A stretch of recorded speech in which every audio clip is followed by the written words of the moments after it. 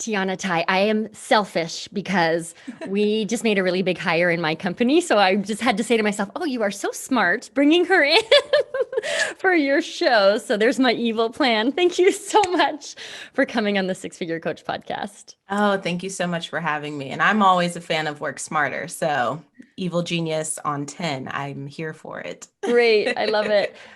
Our listeners tend to be coaches who are on the cusp of breaking through to a new level of who they are as leaders, which shows up in the income that they're generating, the impact that they're having, all of those pieces.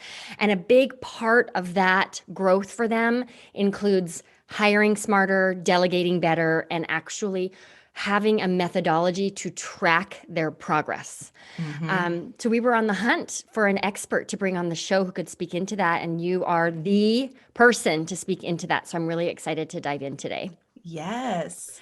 So, just to lay the groundwork for our listeners, what we're going to talk about today is first onboarding new team members. Then we're going to talk about KPIs, which are key performance indicators. And I have to confess, when Tianna and I were talking before the recording, I suggested talking about KPIs last, and you said, it goes second. So we'll talk hmm about why, because I can tell you really feel they're important, right?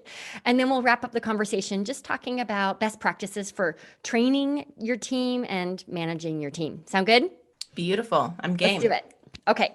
So, my first question for you around onboarding new team members, I just would love to hear about the common mistakes that you think most online entrepreneurs make when they're onboarding someone new to their team. Ooh, good question. I would say common mistake is thinking that the 1 day orientation situation is onboarding. Right. Right. It's Yes. not. I'm so sorry, guys. That is not actually a full-on onboarding process. I was just talking to someone about this the other day because we had this whole conversation around their own expectations when they first started to become a leader and hire and do all of the things. And it took them years to actually recognize that there was a pattern. And quite frankly, it takes someone typically on average about 3 months to become fully settled in their role. And that's if they're coming to the table with like all of the relevant experience and skill sets, right?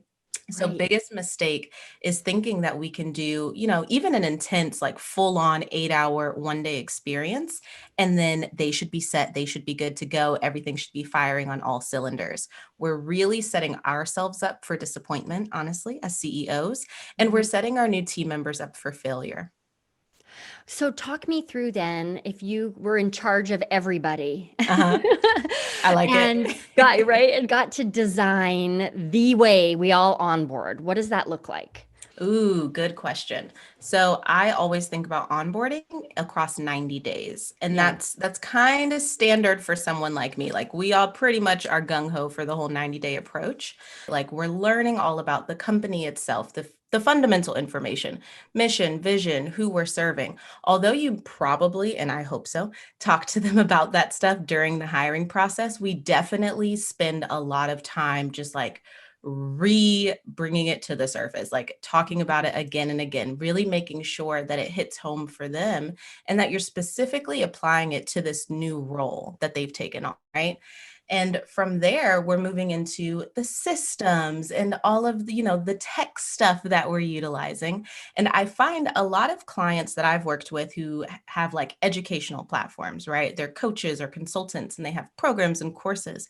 They often find that within those first 4 weeks, they're having their new hires take all of their programs as Yeah. well. And that's a really fun one because from my perspective, I don't really care whether you're working admin for me, you're my marketer, you're an intern, or you're a graphic designer. If you actually have deep understanding of not only what I do, but how I do it and how it's different, that's going to help anybody on my team do their job better.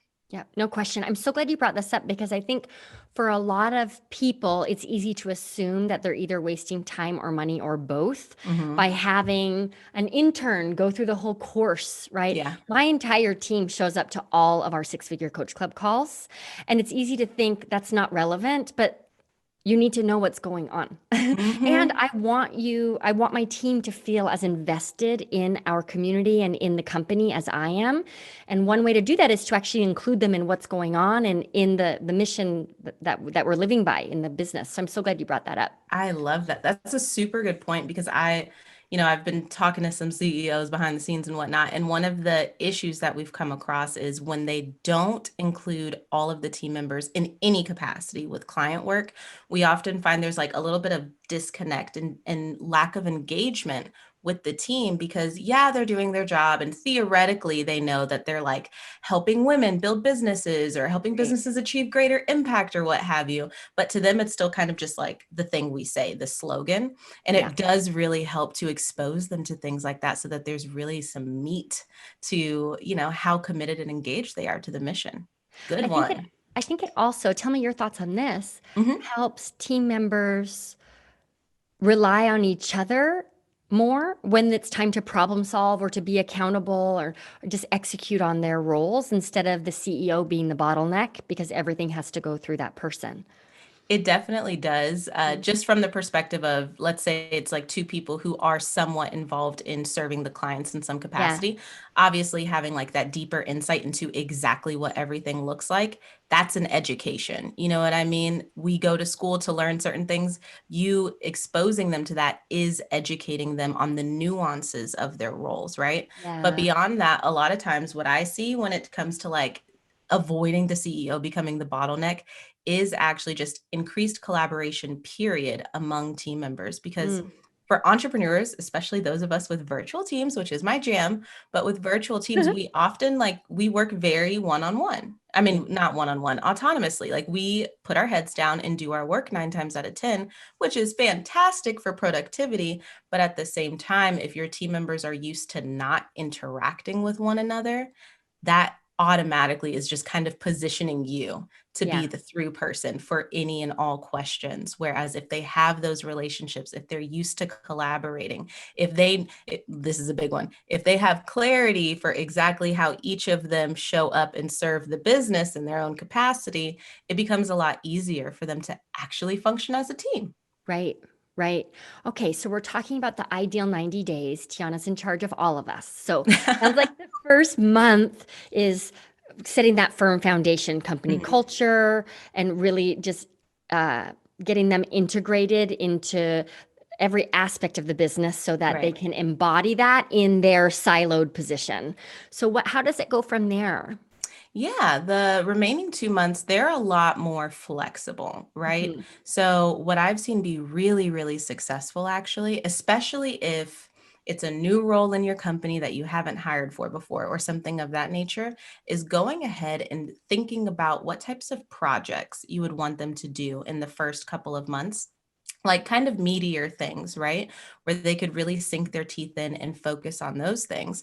Because what happens is, and most of us have been through this before, especially if we haven't hired before, as soon as they get in, we're just like, oh my gosh, they're going to help me so much, take all the weight off my shoulders. And then the new weight on our shoulders becomes, what the heck am I supposed to have them do? It's like, I knew I wanted a social media manager, but I don't know how to break down what these tasks are. You know what I mean? So, Mhm. beyond obviously, like seriously guys, we've got a resource, she's going to put it in the notes, but like thinking through what tasks need to get delegated on the front end, on the back end, if we go ahead and assign some sort of project for the second and third month, that can one occupy their time with something a little meatier than maybe like the daily tasks, Yeah. but two, it gives you something, again, meteor, I keep using that word, but it gives you something to really be able to look at what the output of that project was and sink your teeth into, okay, I see some areas that we can develop, because one of the really big things that goes across all 3 months, all 90 days, is we're doing daily check-ins 9 times out of 10, Mhm. and we are delivering consistent feedback. This is the most feedback you will ever give in your whole life, is these first 90 days. But if you commit to it and if you do it for 90 days, it will make the rest of the process so much smoother. Totally, totally. So tell me, what shape does the feedback take? Do Mhm. you have any suggestions around that? Good question. So normally what I've seen is it's like end of the day feedback, right? Mhm. So a lot of people will use like very informal Slack, email, whatever your system is, and they'll do just like a quick check-in at the end of every day, honestly. And fun fact, I will throw this in here. Some of my clients, they're just like, "Tianna, I don't want to be held accountable for checking in every day. Like I'm going to forget." And it's like, that's great. Let's put the onus on the new hire. They need to come Sure. to you every day. For Easy sure. fix. You know what I mean? Totally. So they'll come in, they'll say, "Hey, this is what I focused on today. This was my hang up," or "I didn't have a hang up. Everything was totally smooth and I have no questions." Mhm. Super simple. This is Mhm. not War and Peace. It should be like a 3-sentence check-in or a 30-second phone call. It's not a big deal. But the more, I guess, intense feedback, that would be kind of more formalized.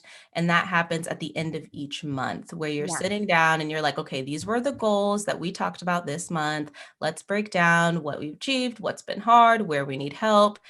Does this role even look like you expected it to look like? Let's keep it real with each other. Is anything not jiving with you? Just having those types of conversations is really, really impactful.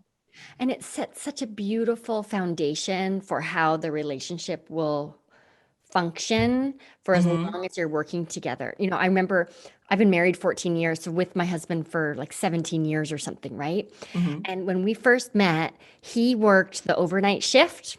And I woke up at about 6 a.m., which was when he was going to bed. So we got very quickly into this routine of he would call me at 6 in the morning. And that was Hmm. when we spoke. And then there was one morning when he didn't call me. And I went to all of the places, right? Mentally, it was such an interruption in this pattern Hmm. that it was triggering and upsetting for me, right? But my point here is we unconsciously design the shape of relationships, Yeah. right? So by what I'm hearing you say is by having rigid and not rigid, but regular daily check-ins, we're now consciously designing the shape of the relationship. Absolutely. And I've worked with CEOs where they're chasing their team members for updates. You know what I mean? Like Right. even if the team member knows, like, I'm doing this project, I know that it's time sensitive or what have you.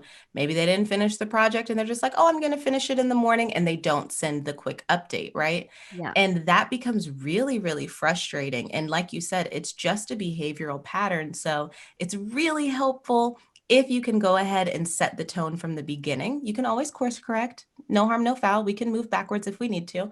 But if you're onboarding and you can set that tone and scale it back as you see appropriate, like it's your company at the end of the day.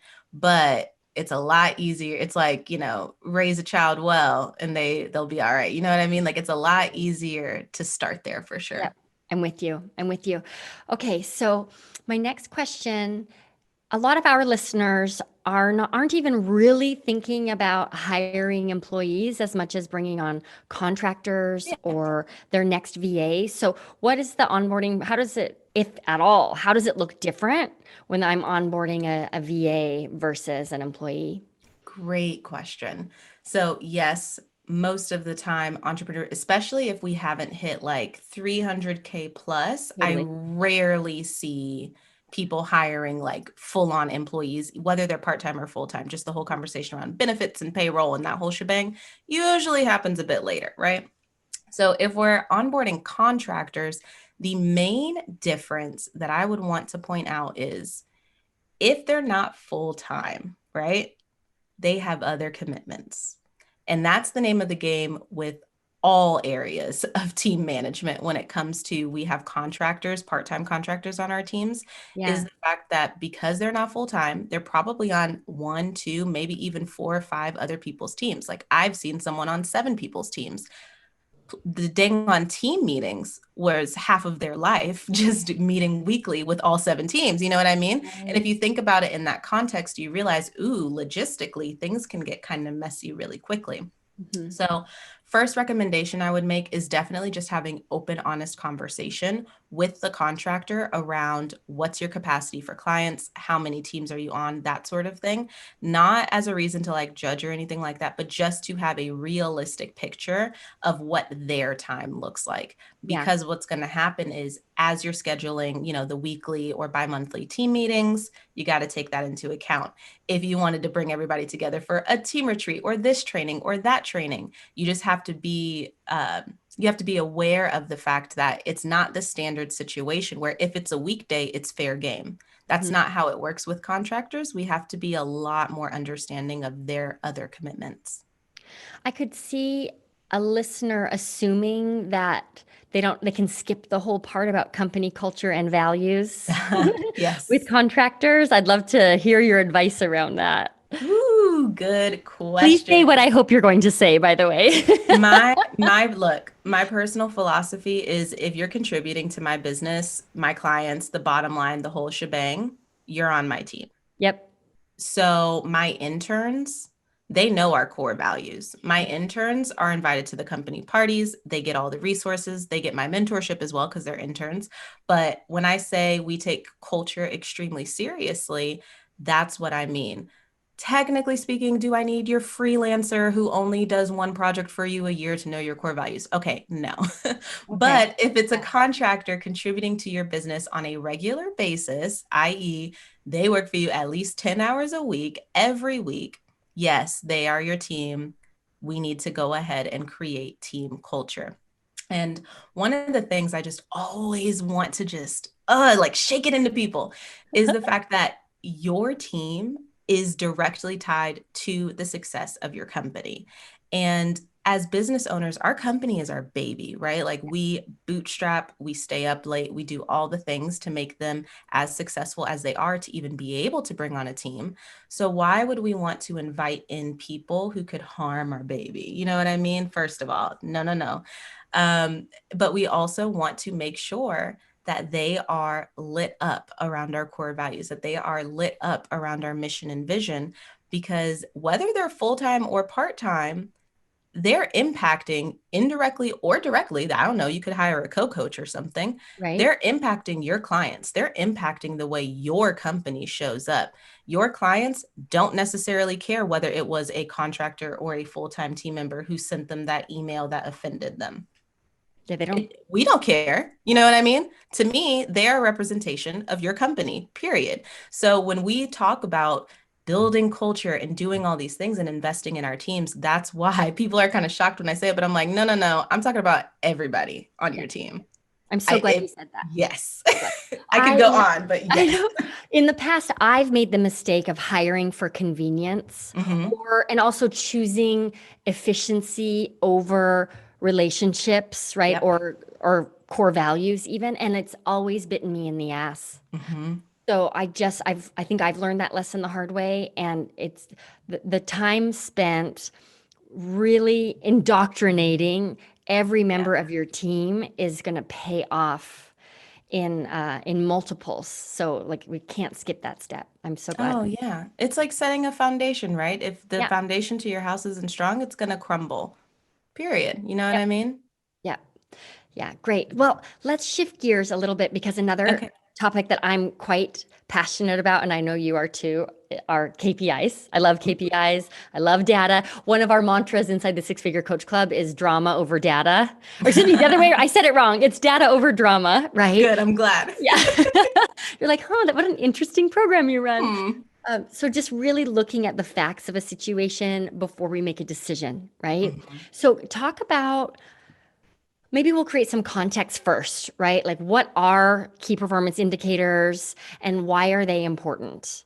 Oh, good, good, good. Let's start at the beginning. So, Yeah. key performance indicators, aka KPIs, you'll hear people refer to them that way all the time. They're essentially a measurement that operationalizes the performance that you want to see out of your team members, right?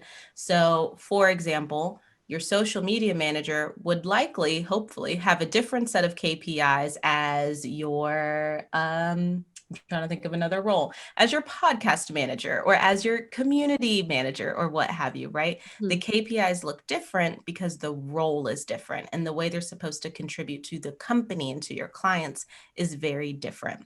But the key thing with KPIs is, big word that we always use, they are operationalizable, right?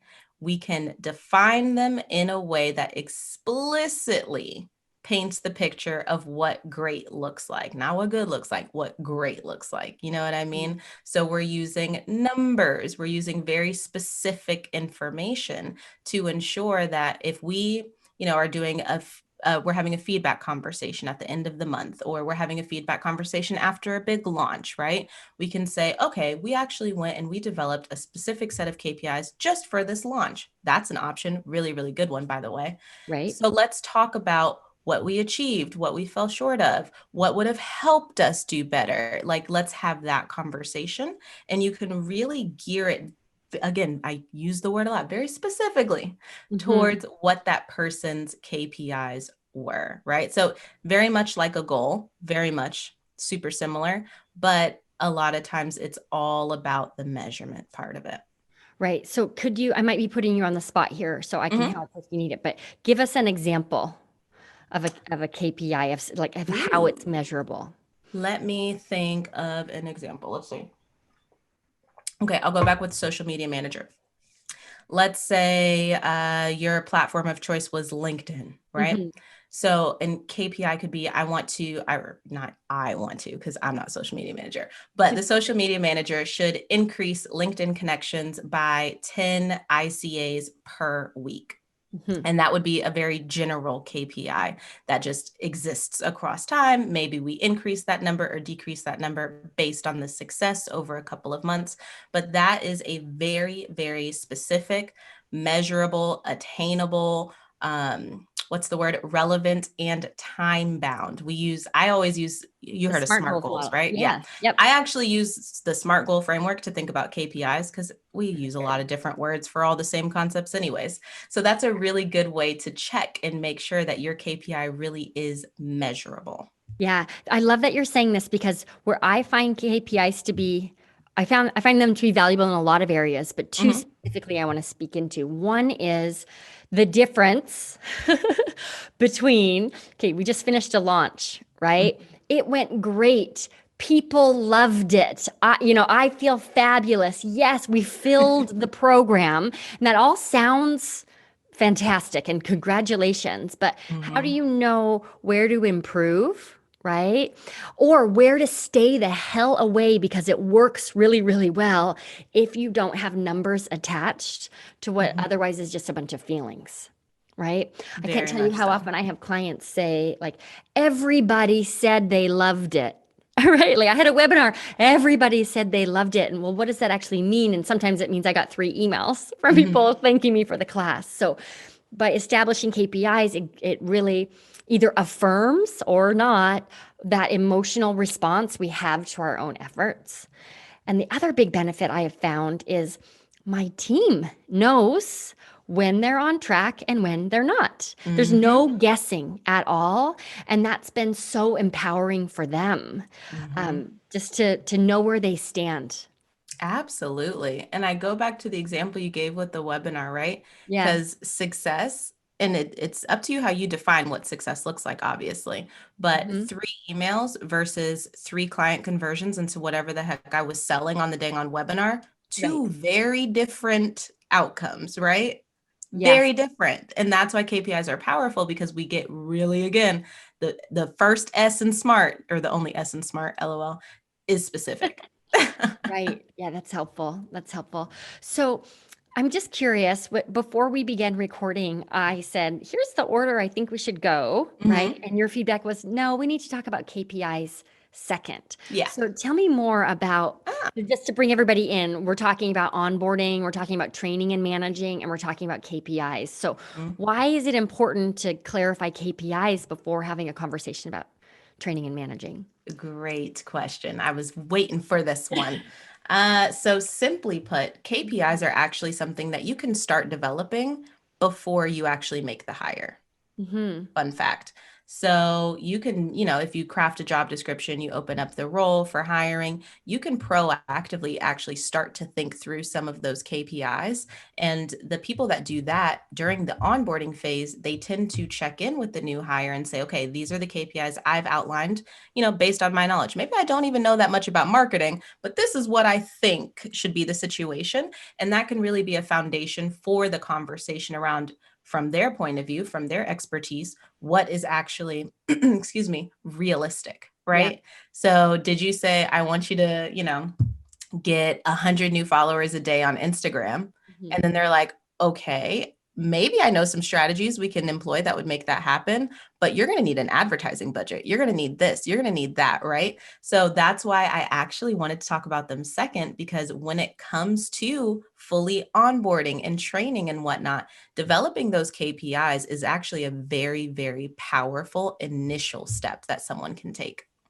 It also, I can imagine, creates a framework for those daily check-ins and the monthly bigger meetings, right? Yep, sure can. So, Tianna, how do you recommend forming KPIs? And what I mean is, should I sit at my desk and think about every person's KPIs and then show them their KPIs? Should it be collaborative? What have you seen work? I've seen both. So Mhm. you could sit down, think through everybody's role yourself as the CEO and kind of identify what you believe would be a good set of KPIs. If you do that, I highly recommend don't go all command and control on them and be like, these are your KPIs, wash hands, we're done. See you next week at the next meeting.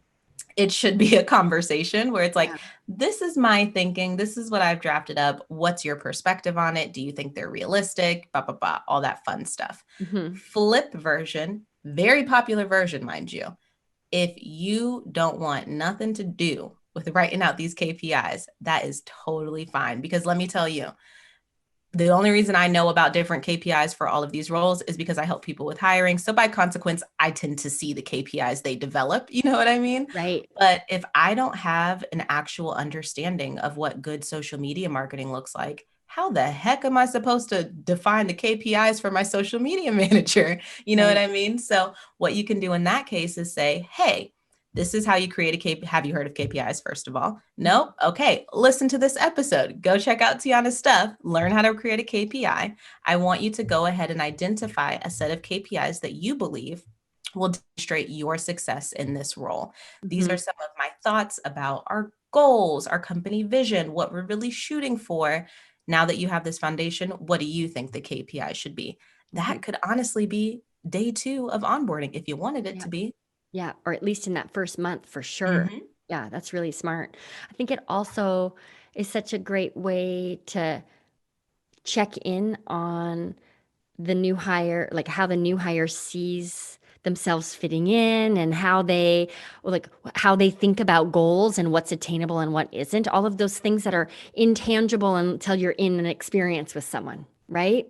Oh, yeah. It's Yeah. always really interesting, even if you don't have a super deep role, deep understanding of their role and like Hmm. everything that it entails, right? I wouldn't know that you need a marketing budget if you want to get X amount of followers a day, right? Right. To hear what they come to the table with, it Hmm. also will level set your expectations, Hmm. right? Because sometimes we hire with all of the best intentions. They're supposed to help the business grow and serve the clients and all of that great stuff.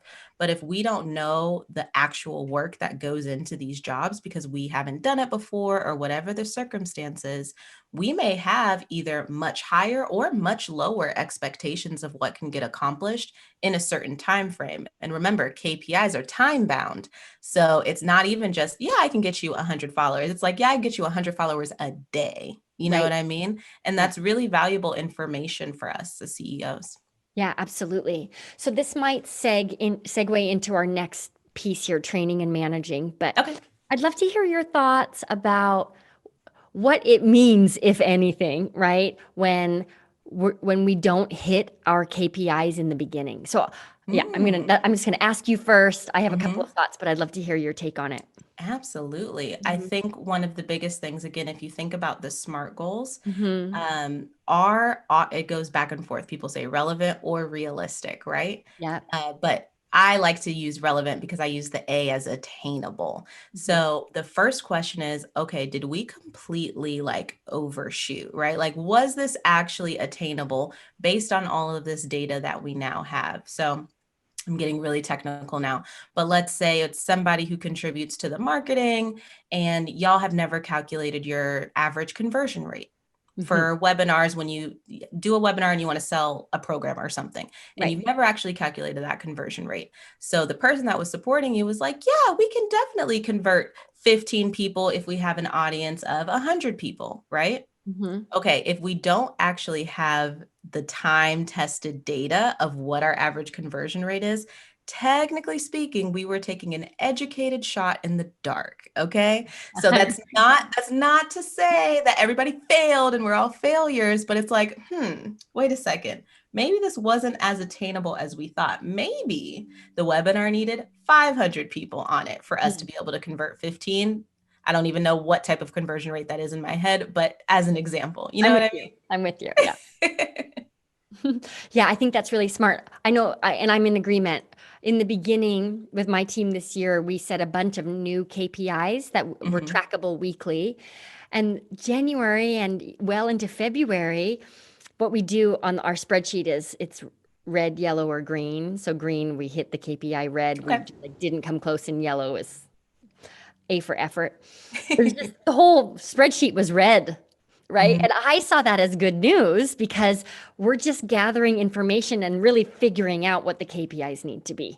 Mhm. So I just wanted to share that with our listeners in case. I guess KPIs need some time to settle in, and They do. right, it's just a way to get started and start thinking about people's roles in a different way, and then you can tweak KPIs to make sure that It you're measuring the right reminds, thing. yeah, and it reminds me like we're all business owners, right? So when you first entered business and you didn't have a consistent stream of clients, and people are like, "Well, how much do you make a month?" It's like, "I don't know. Last month I made 500 and this month I made $15,000. I have no idea." You know what I Right. mean? We have to have a little bit of history. So Yeah. don't stress out like she said. Don't stress. It'll even out, but it is kind of like checks and balances, looking at how things are going and getting a really good sense of what they even should be. So Yeah. just don't be surprised if you end up tweaking the KPIs. It is not a, concrete document. It is a living, breathing document that will consistently change. And as things get better in your company, your KPIs are going to get harder to hit too. Yeah.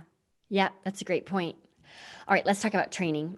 I Let's want to do it. get into training and managing a little bit. So, a lot of our listeners, it's the Six Figure Coach podcast. So, they're Mhm. coaches, right?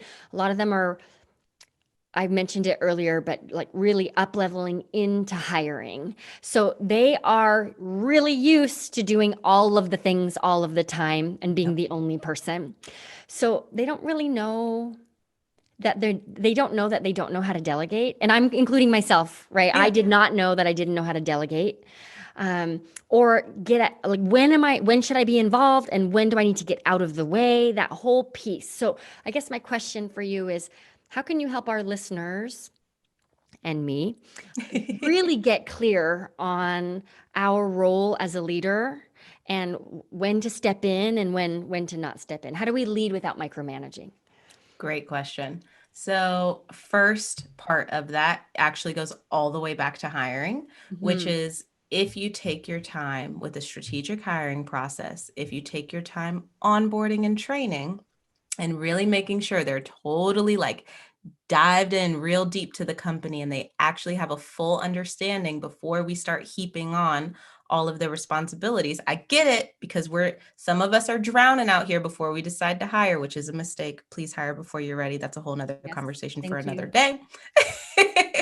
So I definitely get it and I feel your pain. But if we actually do those first initial steps correctly and successfully, then we've built a foundation of trust with the new hire. And that's something that I feel like a lot of people really Mm, underestimate because micromanagement at its core is a lack of trust.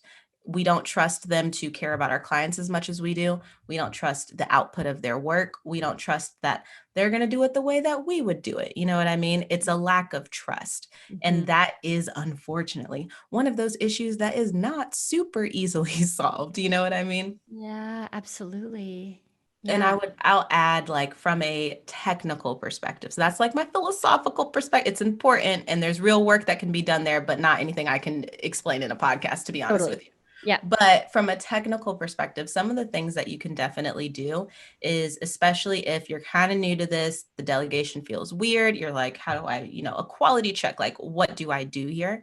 I often recommend just going ahead and thinking through what you want feedback processes to look like in regards to, like, let's say someone writes a blog and let's say they like create content for you. So what is the process for them submitting it so that you can review, provide feedback or what have you? Because if you just go ahead and build that in from the ground up, just initially, that at least will give you an automatic touch point to be able to put eyes on things Mhm. so that you can continue to refine the way they're working, refine the way you're working, provide feedback, and slowly but surely, maybe at first there's like a couple of rounds and then maybe we take a step back. You know what I mean? So it can be kind of gradual, but Yeah. that often helps a lot. Great. So I heard three things. Number Mhm. one, if you're hiring to put out a fire, it's not helpful. You have to hire Mm-mm. before you're ready and hire slowly. Be conscientious that you're bringing in the right person to help the company grow instead of just someone in the vicinity who can solve an immediate problem. Yep. Number two, take the time in onboarding, whether they're working for you full time or 5 hours a week, to help them buy into and understand the company culture and how their work fits into that. And then the third piece that I'm hearing you say is when it comes to delegating, and I know you're going to share a resource with us around delegation. So thank Mhm. you for that. But when it comes to delegating, it's like building in the expectation for what feedback or checking in on them, air quotes, Yep. looks like, and then abiding by the rules you've set. Yep. Right. So if we've agreed that on Thursday you're going to have a draft for me on the blog, on Wednesday morning, don't ask how the blog is going. Right. Like Mhm. set them up to succeed. Got it. Yeah. Yep. Actually, that's the perfect example. So, down to my interns, right? We Yeah. had a very definitive feedback loop for a while because they were consistently creating content for us. And they would pitch their content idea first thing Monday morning. By the end of Monday, I would finalize with them what, their approved pitch was going to be. By Wednesday evening, they submitted their first draft, which I took a look at on Thursday. And typically they were able to turn around because they're great writers. So typically they were able to turn around the edits between Thursday and Friday. I always gave them permission. If you turn it around on your own time on the weekend, that's totally fine because I do not check it again until Monday. And Mhm. that was our feedback loop for something like submitting a blog. Thinking that through for each role, especially for whatever the most important responsibility and task that they have, can save you a lot of grief. Yeah. What I'm taking away from all of your incredible insight is just this, like, don't treat your team the way you treat your audience and your customers, right? We Yes. plan ahead. We know if we're selling a course that's 8 modules, we know what the 8 modules are.